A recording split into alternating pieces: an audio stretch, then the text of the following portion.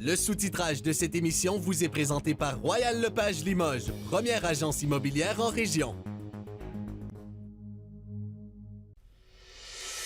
En manchette ce soir, hausse de la violence à Lac-Simon.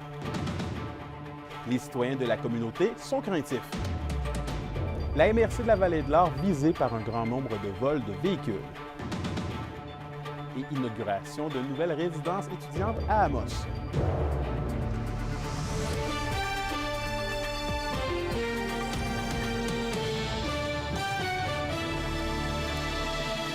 Bon début de soirée.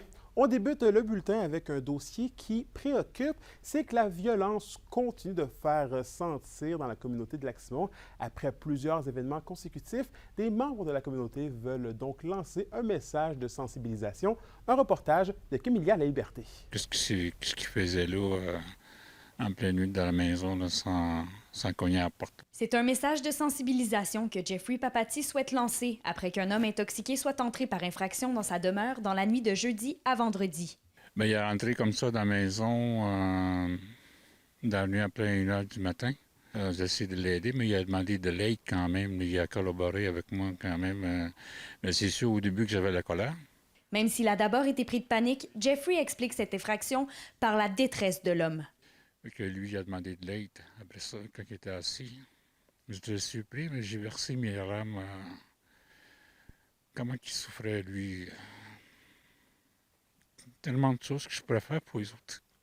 Rappelons qu'il y a un mois, après une agression à l'arme blanche, une marche symbolique avait été organisée dans les rues de la communauté afin de lancer un message contre la brutalité. Pour Stéphanie Héroux-Brazo, une Anishinaabe originaire de la communauté, c'est la sécurité de son enfant qui la préoccupe particulièrement. Mon fils habite ici. J'ai fait un enfant avec un gars d'ici. Donc, tu sais, je viens souvent visiter la famille. Pour moi, c'est super important de reconnecter avec ma communauté, malgré ses difficultés. Je pense que n'importe quel parent, on veut protéger nos enfants de cette violence-là. On veut pas qu'ils grandissent dans cette violence-là, puis qu'ils normalisent, qu'ils banalisent, puis que même voir qu'ils répètent eux aussi. Selon elle, la violence dans la communauté se répète depuis un long moment déjà. Mais elle doit avant tout être traitée à la source. D'aide psychologique ici. Il n'y a pas nécessairement une place où est-ce qu'on peut aller en ressourcement, parler de cette violence-là, guérir en communauté. À quelque part, mais, on reproduit un peu ce qu'on a vécu dans nos anciennes générations.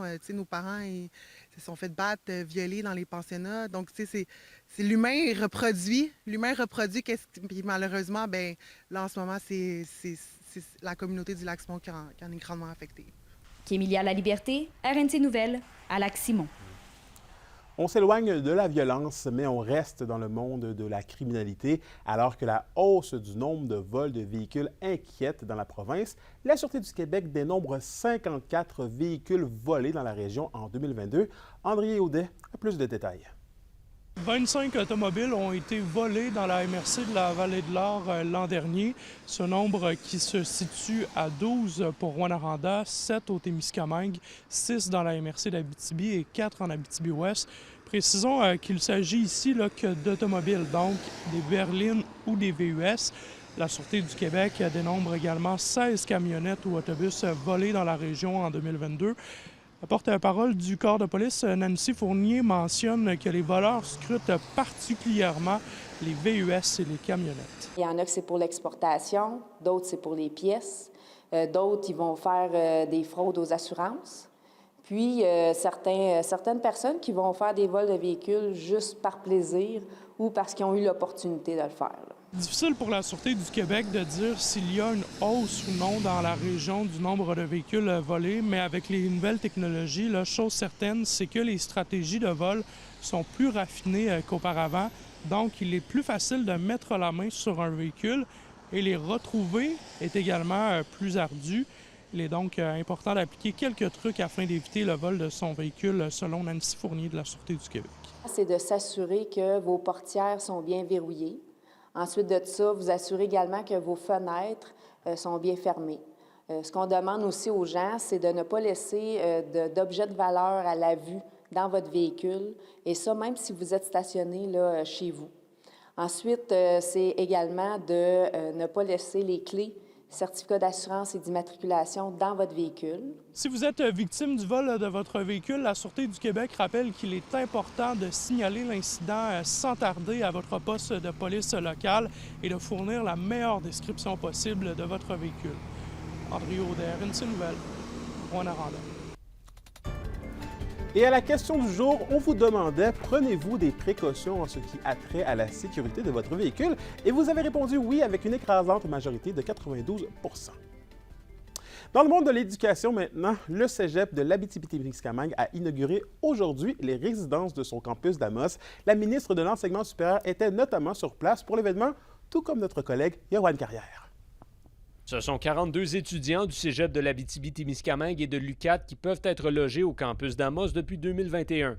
Le cégep a acquis l'ancienne résidence des Sœurs de l'Assomption afin d'offrir ce service, un projet de 5 millions de dollars que le cégep jugeait nécessaire pour le développement du campus. Le campus d'Amos est titulaire de 2 programmes uniques en région, qui n'est pas offert ni à Rouyn ni à Val-d'Or. Fait que si on veut être à mesure d'accueillir des populations de l'ensemble du territoire dans cette MRC, ou encore de l'extérieur du Québec, ou même à l'international, bien, ça prend un tel outil. Pour la ministre de l'Enseignement supérieur, Pascale Derry, permettre aux étudiants des régions d'avoir accès à des résidences abordables et à proximité de leur lieu d'études est l'une des clés de l'attraction et de la rétention d'étudiants. Elle salue également la communauté amossoise qui s'est grandement mobilisée pour la réalisation de ce projet.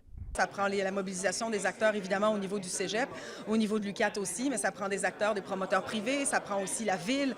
Tous ces acteurs-là doivent se mobiliser. C'est une action concertée quand on parle de logement étudiant sur des campus universitaires ou des campus cégepiens, là, des campus collégiaux. Le directeur général du cégep, Sylvain Blais, indique que des projets sont sur la table afin d'ajouter d'autres lits ailleurs en région, notamment au campus de Rouyn-Noranda. Le ministère se dit à l'écoute des besoins de l'institution. Je suis en travail avec le ministère de l'Enseignement supérieur pour développer un 150 lits additionnels et avec l'Université du Québec qui, elle aussi, est en train de regarder des solutions supplémentaires pour Rouyn, pour Val-d'Or et pour Amos. Donc, on a en chantier là, un peu plus de 200 oreillers supplémentaires. C'est une priorité pour nous. Moi, je travaille de concert avec mes collègues à l'habitation, avec Mme Duranceau, avec Mme Laforêt aussi aux affaires municipales, parce que ça prend une action concertée, mais je peux vous dire qu'on met beaucoup d'efforts, puis on met beaucoup de soutien financier aussi. Il y a des contributions financières importantes pour qu'on soit capable de faire pousser ces projets-là.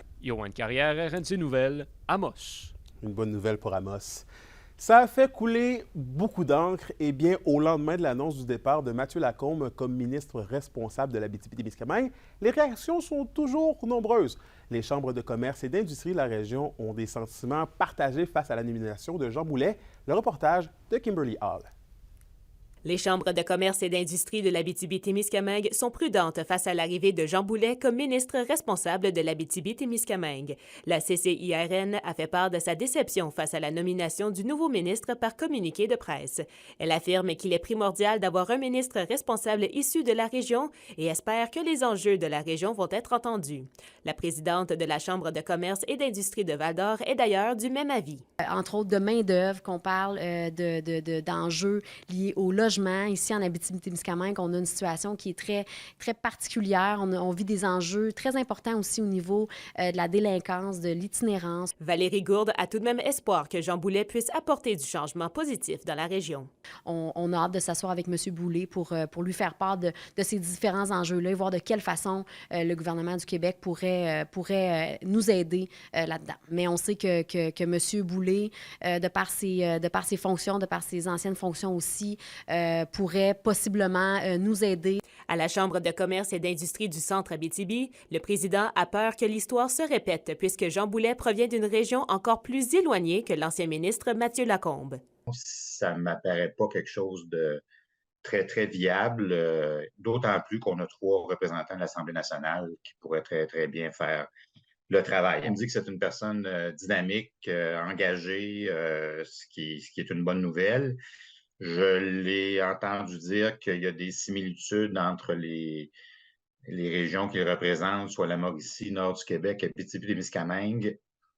Je mettrai un bémol là-dessus, là, les régions ont leurs particularités. Les chambres de commerce s'accordent pour dire qu'ils vont donner la chance à Jean Boulet de se faire valoir. D'ailleurs, dès lundi, Jean Boulet et son équipe seront de passage dans la région pour une première visite en tant que ministre régional de l'Abitibi-Témiscamingue. Kimberly Hall, RNC Nouvelles, Rouyn-Noranda. Et dans un tout autre ordre d'idées, l'aéroport de Val-d'Or aura un tout nouveau service de restauration. C'est l'aéroport lui-même qui va exploiter le restaurant. Les détails avec Alexandre Cabana. On n'en trouvait pas. On ne trouvait pas personne. Fait que ce qu'on a décidé de faire, c'est de l'exploiter nous-mêmes. L'aéroport de Val-d'Or s'appuie sur des entreprises locales pour son tout nouveau service de restauration. C'est l'aéroport lui-même qui a repris la concession du restaurant existant après le départ du groupe de gestion ADC. Étant donné que toutes les installations nous appartenaient, tout était à nous. La seule affaire, c'est qu'on n'avait pas nécessairement l'expertise. C'était un défi là, pour nous de partir ça, mais en même temps, on avait plein d'idées aussi. On fait affaire avec Balthazar pour les sandwichs et pour les salades, l'Armorique pour le restaurant, pour le café. Aussitôt qu'on va avoir le permis d'alcool, on va aller avec Alpha Tango et avec le prospecteur. Alors, ça va devenir vraiment un restaurant typiquement régional et local, là, surtout, là. De l'autre côté de la 117, l'aéroport de Rouyn-Noranda se retrouve sans service de restauration. En mars dernier, on annonçait en grande pompe la venue de services de traiteurs dans le nouvel aérogare. 6 mois plus tard, c'est la fin pour le traiteur Goutte d'Orange. C'est un service de machine distributrice payable en argent comptant qui est offert aux voyageurs. Le président de Proper, Étienne Lambert, souhaite le retour rapide et à long terme d'un restaurateur dans le nouvel aérogare qui a coûté plus de 40 millions à la ville de Rouyn-Noranda. C'est d'avoir un service à long terme là, pour pouvoir faire en sorte que notre clientèle soit bien desservie. Là. Fait que c'est ce qu'on aimerait avoir au fil du temps, bien sûr. On a eu beaucoup de transferts ici et là. Il y a le nouveau terminal aujourd'hui. On a eu quelqu'un qui s'est introduit et qui était Goutte d'Orange. Mais après ça, c'était le terminal temporaire et avant ça, ça fait un bout de temps où on n'a pas eu des services adéquats là, au côté restauration, mais je crois que la ville de Rouyn-Noranda travaille quand même très fort à faire en sorte qu'on ait un service de restauration. À cet effet, la municipalité explique par courriel que des démarches sont en cours et qu'ils ont bon espoir que des services répondant aux besoins de la population pourraient être offerts sous peu. Alexandre Cabana, RNC Nouvelles, Rouyn-Noranda. À la Sarre maintenant, la municipalité désire installer 60 compteurs d'eau dans des résidences de différents quartiers. L'administration municipale veut évaluer l'impact de ces instruments sur la consommation responsable par ses citoyens. La ville compte étendre l'installation de compteurs d'eau à l'ensemble des grands consommateurs d'eau grâce à une nouvelle réglementation. Les résidents intéressés à participer au projet doivent s'inscrire sur le site web de la ville ou se présenter directement à l'hôtel de ville. Et on termine ce premier bloc d'informations dans le monde de la santé. Depuis 2 semaines et pour la quinzaine de jours à venir, la Fondation du cancer du sein du Québec mobilise ses généreux donateurs et leur rappelle leur devoir d'agir pour nos mères, sœurs, amis et collègues. Plus qu'informée et mobilisée depuis au moins 30 ans, elle veut changer des vies avant, pendant et après la maladie. Une femme sur 8 est diagnostiquée chaque année. 1 sur 34 en meurt et 20% ont moins de 49 ans. On a une ligne qui s'appelle la ligne rose. Vous allez me dire, ça va avec le thème, mais bon, qui est opérée par des pères aidantes. Donc ça, c'est des femmes qui ont vécu un cancer du sein et qui ont navigué notre système de santé. Donc ces femmes-là sont sur notre ligne téléphonique pour, dès que vous avez un signe ou un symptôme, vous n'êtes pas certaine, là, vous ne savez pas quoi faire avec ça, vous n'avez pas de médecin de famille, vous ne savez pas où démarrer. L'indice boursier minier au TVA Nouvelle 18h est une présentation de GFM Groupe Financier. Vous désirez bien planifier vos investissements ou l'étude de vos enfants? Profitez de la valeur de nos conseils afin de sécuriser votre futur. GFM Groupe Financier. Au-delà de la finance, il y a vos rêves et vos projets. La caravane littéraire fait son arrêt à Val-d'Or. Cette initiative a pour but d'encourager la lecture à travers le Québec. On vous en dit plus au retour.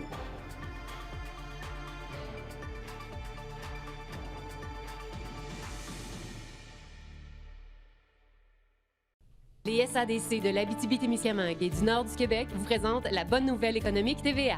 Les SADC d'Abitibi-Témiscamingue et du nord du Québec travaillent depuis plus de 35 ans au développement économique de nos collectivités. Composées d'une équipe de professionnels et de bénévoles engagés, les SADC soutiennent divers projets locaux et de nombreux entrepreneurs en leur offrant de l'aide financière et de l'accompagnement adapté. Contactez-les pour vos projets. Les SADC, partenaires de l'économie de la région.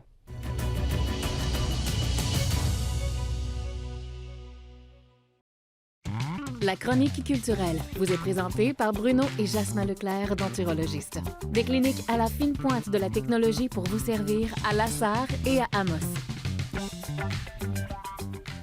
Stéphanie, les passionnés de lecture et de romans pourront en profiter dès ce soir avec une attraction mobile qui s'amène en région. Oui, il s'agit, mesdames et messieurs, à la maison et en studio, de la caravane littéraire qui fait son arrêt ce soir à Val-d'Or. C'est une initiative de l'auteur de romans policiers, Guillaume Morissette, qui a voulu encourager la lecture à travers le Québec en nous offrant une belle variété de livres. Ce matin, ils étaient de passage à Boisbriand.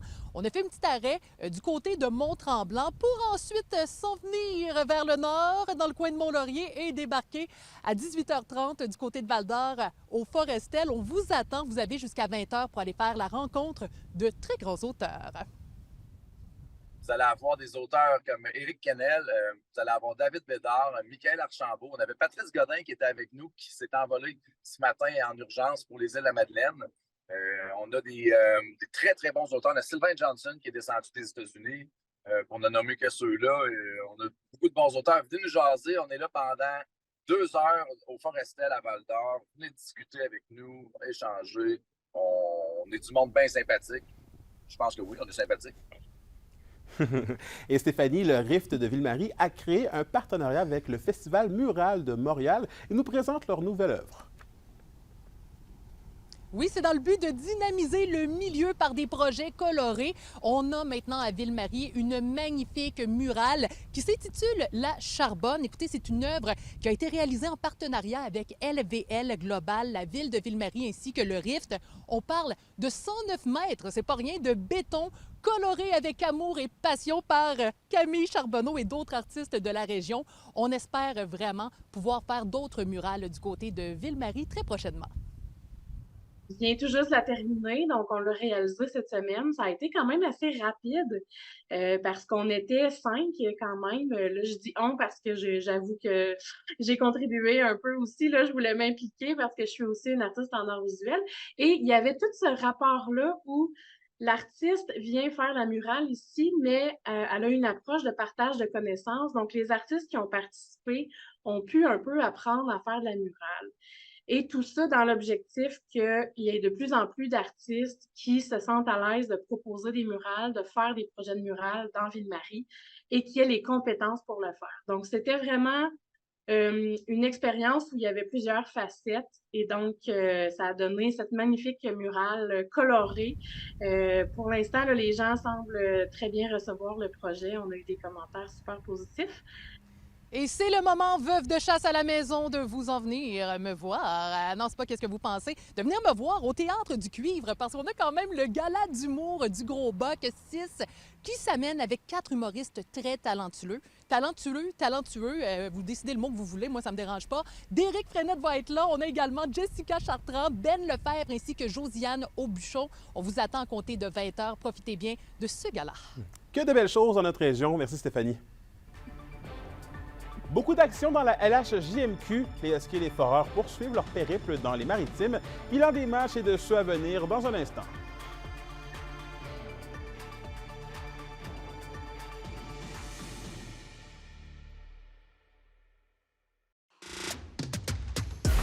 Les sports vous sont présentés par Thibaut GM, votre concessionnaire de confiance à Rouyn-Noranda, là où qualité et choix se rencontrent. Au sport, les Huskies de Rwanda ont débuté leur voyage dans les Maritimes avec une victoire de 4-2 contre les Highlanders de Charlottetown. Il s'agit d'un 3e gain de suite pour la meute. C'était aussi le soir de première alors que l'attaquant Drew Lutz a marqué son premier but dans la LHGMQ.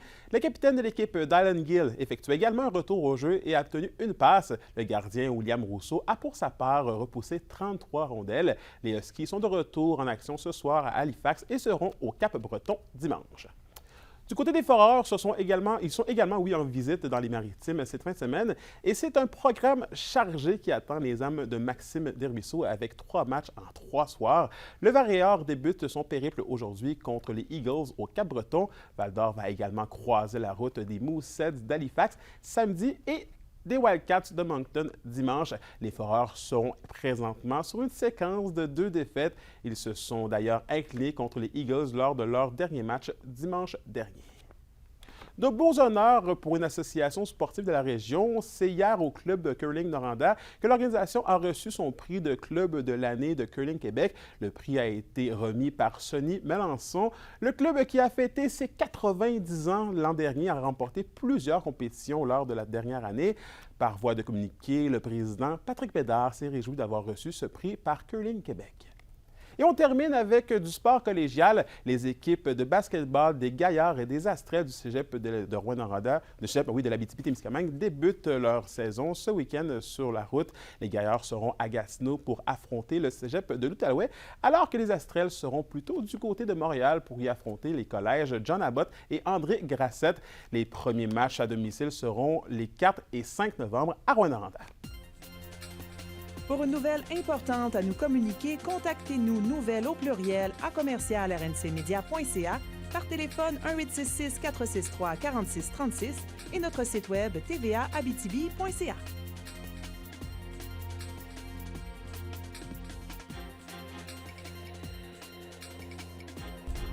La météo, une présentation de Nicole Auto Glaçard. Avec la plus grande variété de camions en région, Nicole Auto Glaçard, capitale régionale du pick-up. À la météo, Stéphanie, Dame Nature continue ses lancées sous les nuages et les averses. Oui, c'est un week-end plutôt gris qui nous attend, c'est ça? Oui, exactement. Comme dirait mon grand-père, c'est vraiment pas chaud pour la pompe à l'eau. Mettez vos bottes de pin parce qu'on va avoir de la pluie, à rien qu'en masse en bon québécois. Pour ce soir et cette nuit, on attend de la pluie pour l'ensemble des secteurs. On a 10 à 20 mm au nord, 10 à 15 mm au sud, 4 degrés en Abitibi, 5 degrés pour le Témiscamingue. Demain, toujours de la pluie avec 10 à 15 mm pour l'Abitibi-Témiscamingue, maximum de 6 degrés.